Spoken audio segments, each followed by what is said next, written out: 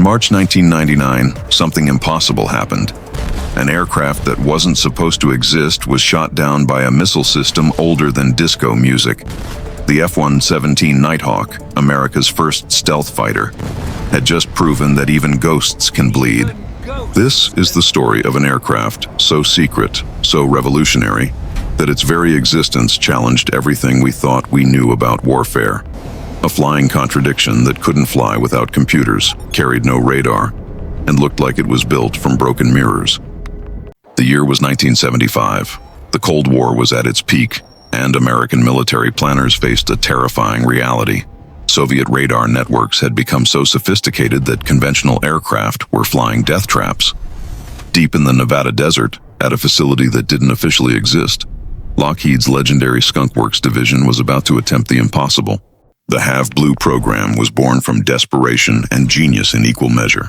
Led by some of America's most brilliant aerospace engineers, the project had one impossible mandate: create an aircraft that radar couldn't see, not difficult to detect, invisible. But there was a problem. The computers of the 1970s couldn't calculate how radio waves would bounce off curved surfaces. The team had only one tool at their disposal, a program called Echo 1, which could only work with flat geometric shapes. What seemed like a limitation would become the key to a revolution. The solution was heretical.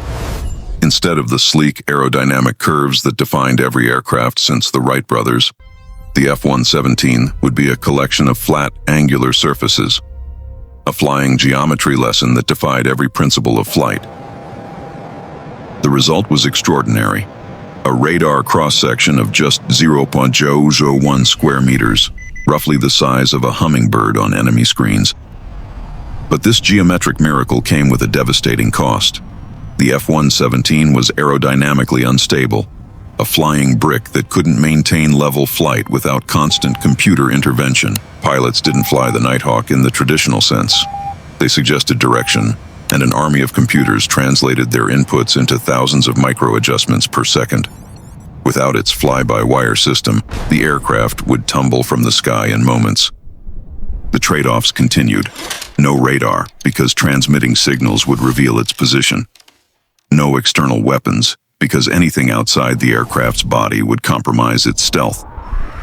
Just two internal bomb bays, each carrying a single precision-guided weapon.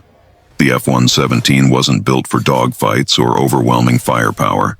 It was an assassin, designed to appear from nowhere, strike with surgical precision, and vanish before the enemy knew what hit them. By 1982, the first production Nighthawks were rolling out of secret hangars. Pilots chosen for the program disappeared into a shadow world of compartmentalized briefings and cover stories. They couldn't tell their families where they worked or what they flew. They adopted call signs like Batman and Riddler, pop culture references that masked the deadly serious nature of their mission. For over a decade, the F-117 was aviation's best-kept secret. Then came the Gulf War of 1991. Nighthawks flew over Baghdad with impunity, their precision strikes broadcast live on CNN. The aircraft that wasn't supposed to exist had just announced itself to the world with devastating effectiveness. But the myth of invincibility was exactly that, a myth. On March 27, 1999, over the skies of Yugoslavia, reality would come crashing down. Literally. Colonel Zoltan Dani commanded a Serbian air defense unit equipped with ancient Soviet SA-3 missiles, technology from the 1960s that should have been no match for America's most advanced stealth aircraft. But Dani was no ordinary officer. He was a student of patterns, a master of improvisation, and he had been watching. NATO's confidence had bred complacency. F-117s flew the same routes night after night, predictable patterns that Dani's network of observers documented meticulously. On that fateful night, weather had grounded the electronic warfare aircraft that usually escorted the Nighthawks. The F-117 with call sign Vega 31 was flying alone. At 20:42 local time, as Pilot Lieutenant Colonel Dale Zelko opened his bomb bay doors to release his payload, the impossible happened. Those doors, when open, turned the radar-invisible aircraft into a beacon. Dani's modified radar locked on for just 3 seconds, long enough to guide 2 missiles toward their target. The first missile detonated close enough to send Vega 31 tumbling toward Earth. Zelko ejected and was later rescued, but the wreckage of America's most secret aircraft lay scattered across a Serbian field. The ghost had been caught, and the world would never look at stealth technology the same way again. The loss of Vega 31 revealed uncomfortable truths about stealth technology. Engineers and pilots finally admitted what they had known all along. Stealth doesn't make an aircraft invisible. It merely reduces the probability of detection. The F-117 was never invincible. It was simply very, very good at hide and seek. Colonel Danny's success came from understanding this fundamental principle. By operating his radar in short bursts at low frequencies, wavelengths less effective against stealth shaping, and positioning his systems along predictable flight paths, he had turned the F-117's own tactics against it. The hunter had become the hunted. Military analysts worldwide began reassessing stealth doctrine. The F-117's angular design, born from 1970s computer limitations, was already being superseded by more advanced shapes that could be modeled by modern computers. The age of the faceted stealth aircraft was ending even as its legend was being written.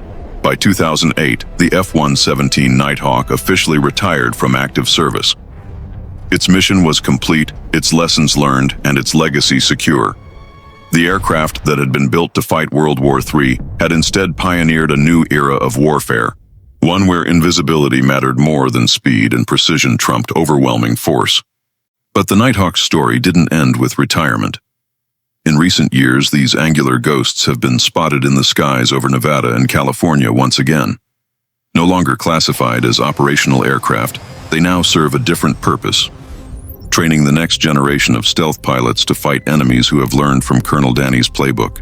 The F-117 had achieved something remarkable. It had made itself obsolete by being too successful. Its existence forced the entire world to rethink air defense, leading to new radars, new tactics, and new weapons designed specifically to hunt stealth aircraft.